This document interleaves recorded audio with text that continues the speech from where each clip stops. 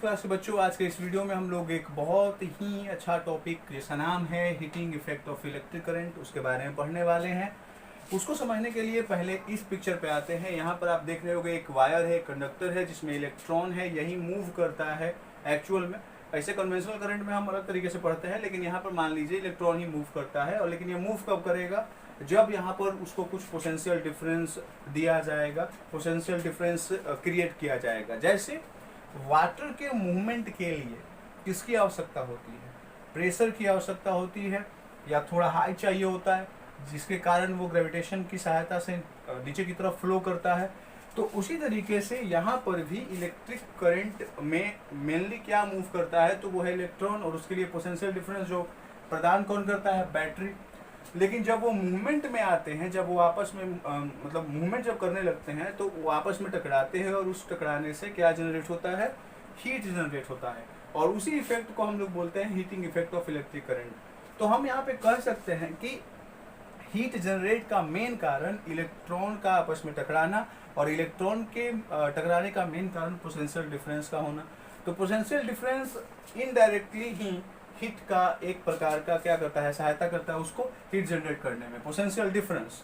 तो potential difference के बारे में आपको बताया गया था पहले। इलेक्ट्रिक पोटेंशियल पढ़ लीजिएगा तो समझ में आ जाएगा व्हाट इज इलेक्ट्रिक पोटेंशियल, है ना। यूनिट पॉजिटिव चार्ज को जो कार्य करने में जो वर्क लगता है, यानी V is equal to W by Q, ये आपको बताया गया था, है ना। Work done to move one unit positive charge from one point to another, that is called the electric potential। ये आपको पहले बताया गया था। इस वाले फॉर्मूला से क्या हम वर्क डन नहीं निकाल सकते हैं? कितना काम इन्होंने किया, ये कैसे निकलेगा? यहाँ पर कुछ नहीं है तो 1 है, क्रॉस गुना कर दो तो भी W इज इक्वल टू क्या हो जाएगा आपका? ही इंटू क्यू हो जाएगा। That is the equation number 1। ठीक है, अब ध्यान दीजिए, यहाँ पर जो हीट जनरेट हो रहा है वो किसके कारण से हो रहा है? इलेक्ट्रिक करंट के कारण, है ना। इलेक्ट्रिक करंट के कारण ऐसा हीट जनरेट हो रहा है, इलेक्ट्रॉन के ट्रांसमिशन से हो रहा है। तो इन दोनों को इलेक्ट्रिक करंट के फॉर्म में आप चेंज कर दो। इलेक्ट्रिक करंट के फॉर्म में चेंज करने के लिए आपको सहायता कौन करेगा? सहायता वो इसको करने में ओम्स लो। देखो V इज इक्वल टू क्या होता है? IR। ठीक है, तो यहाँ पे जो V है वहां पर आप ट्रांसफर कर दो IR, और यहाँ पर क्या हो जाएगा? Q। अब इसके बाद आगे, अभी तो मैंने V को कर लिया, अब Q को कर लेते हैं। W इज इक्वल टू क्या हो जाएगा? Q को अगर I के फॉर्म में करना है तो I का फॉर्मूला आपने पढ़ा है, I इज इक्वल टू क्या होता है? Q बाई टाइम, मतलब Q बाई टाइम, यानी रेट ऑफ, जानते ही होंगे, I is equal to Q by T। ये फॉर्मूला आपको बताया गया है पहले भी। तो इससे आप क्या निकाल सकते हो? क्या निकाल लोगे? Q का वैल्यू, यहाँ पे कुछ नहीं है तो 1 है, क्रॉस गुना करो तो Q बराबर हो जाएगा आपका IT। अब Q के जगह पर IT प्रूफ करो, रख दो तो IR हो जाएगा, और Q के जगह पर आप यहाँ पर IT रख दो। तो अगर ध्यान से देखोगे तो W इज इक्वल टू हो जाएगा आपका I स्क्वायर RT। यही है heating effect of electric current का न्यूमेरिकल फॉर्म। अगर निकालना है, आपका I दिया हुआ है, R दिया हुआ है, T दिया हुआ है, फटाक से निकाल लेंगे। लेकिन ये W जो होता है ये साइन इस्तेमाल नहीं किया जाता है, साइन आपका Q इस्तेमाल किया जाता है। ये Q सिर्फ साइन है, डिनोटिंग करेगी। Q तो ये भी है ना, चार्ज के लिए भी किया जाता है। तो ये Q सिर्फ डिनोट करने के लिए, तो Q इज इक्वल टू क्या हो जाएगा आपका? I स्क्वायर RT, यानी W की जगह पे Q डिनोट कर लेना है। लेकिन कभी कभी एग्जाम में या कहीं कहीं क्वेश्चन में आपको पूछा जाता है, और क्या पूछा जाता है? आपसे पूछा जाता है कि आप उसको कैलोरी में बताओ। तो कैलोरी में बदलने के लिए, यानी मुझे हीट निकालना है, एच, वही तो कैलोरी में आएगा। तो एच इज इक्वल टू कितना होगा? उसको अगर आप चेंज करोगे तो वो यहाँ पर I स्क्वायर RT नहीं होगा। क्यों नहीं होगा ये मैं बता रहा हूँ, क्योंकि ये जो आपको आएगा यह जूल में आएगा। ठीक है, ये जो आएगा आपको I स्क्वायर RT, ये किस में आएगा? जूल में आएगा। और आपको निकालना किस में है? कैलोरी में निकालना है।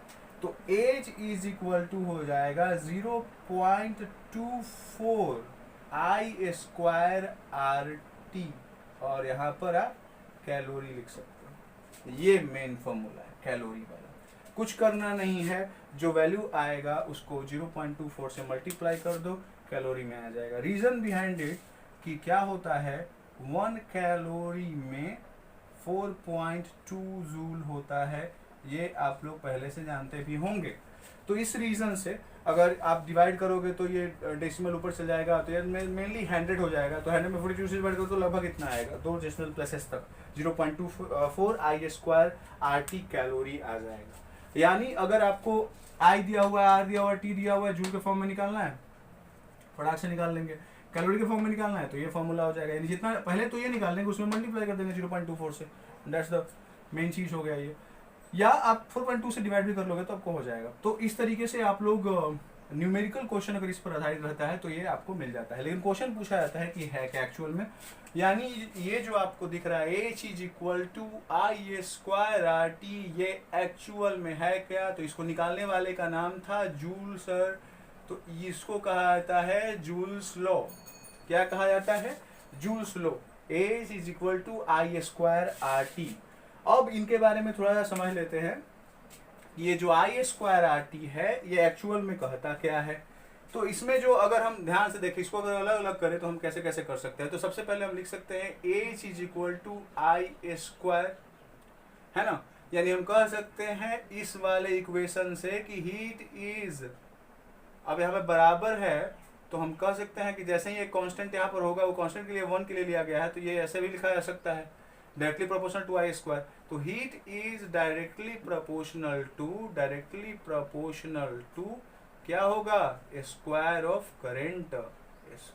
करंट। ऐसे पूछा जाता है आपसे कि आप बताओ जूल्स लॉ, है ना। तो वर्ड्स के फॉर्म में इस तरीके से आपको बताना पड़ेगा। तो एक ये हो गया। लेकिन ऐसा अगर कहा गया है तो इसमें आपको क्या होगा कि अगर I के बारे में कहा जा रहा है तो ये दोनों कांस्टेंट होगा, यानी R और T में कोई बदलाव नहीं होगा, R कांस्टेंट, ये दिमाग में रखिएगा। जिसके बारे में कहा जाएगा उसके अलावा जो भी है वो कांस्टेंट में होगा, उसमें कोई बदलाव नहीं होगा। ये महत्वपूर्ण है क्योंकि उसमें बदलाव होगा तो फिर बाकी समय में परिवर्तन आने लगेगा, तो ये फॉर्मूला फिर सुटेबल नहीं रह जाएगा। तो R और T कांस्टेंट रहेगा, देन ही ये पॉसिबल है। उसके बाद क्या है, H is directly proportional to R भी हो जाएगा, लेकिन इसमें क्या हो जाएगा, I and T are constant. ठीक है, लिख लेना वर्ड में क्योंकि इजी है, लिख सकते हैं heat is directly proportional to R, यानी R अगर बढ़ेगा तो हीट भी बढ़ेगा। ठीक है, अब यहाँ पर क्लियर है बात। इसमें एक दुगुना बढ़ेगा तो 4 गुना बढ़ जाएगा, 3 गुना बढ़ेगा तो 9 गुना बढ़ जाएगा, लेकिन इसमें अगर दुगुना बढ़ेगा तो दुगुना ही बढ़ेगा। उसके बाद एक और है कि H is directly proportional to time, यानी टाइम बढ़ने पर हीट बढ़ता है। क्लियर बात है, तो आसान है समझने में भी। एक लॉजिकल एक होता है कि भाई आप क्लियर समझ सकते हो सिर्फ वर्ड को पढ़ करके।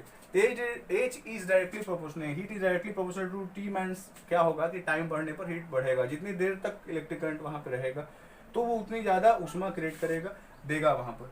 तो यहाँ पर टी के बारे में बोल रहा है तो बच गया कौन, आई और आर। तो आई एंड आर, वेयर लगा देना यहाँ पर, where I and R R constant. ये वाला आर और वो वाला आर नहीं मिक्स करना है। तो ये है आपका जूल्स लॉ। इन वर्ड्स थोड़ा थोड़ा मैंने यहाँ पे वर्ड्स इस्तेमाल नहीं किया है, आप खुद कर लोगे, लिख लोगे। तो यही है heating effect of electric current. इस पर बहुत सारा क्वेश्चन मिलता है आपको, हर बार 10th के एग्जाम में आता है। मैंने आपको बताया भी है पहले के वीडियोज में कि मैं न्यूमेरिकल का क्वेश्चन का वीडियोज मैं स्पेशली बनाऊंगा।